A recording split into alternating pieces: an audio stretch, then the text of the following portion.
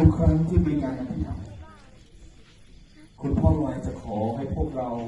ร้องเพลงนี้ซึ่งเป็นเพลงที่คุณพ่อลอยชอบมากและเราทั้งหลายอย่างนี้เราจะร้องเพลงนี้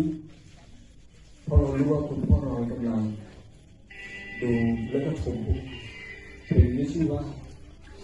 พระเยซูเป็นพระองค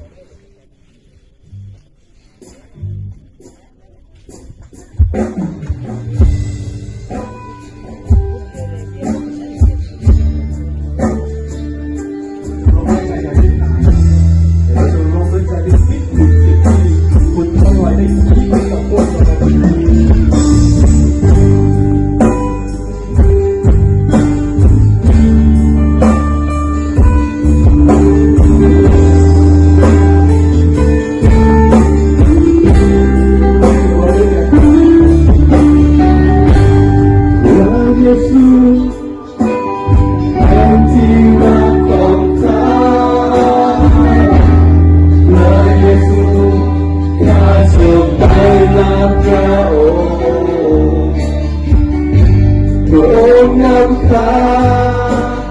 จากลงตน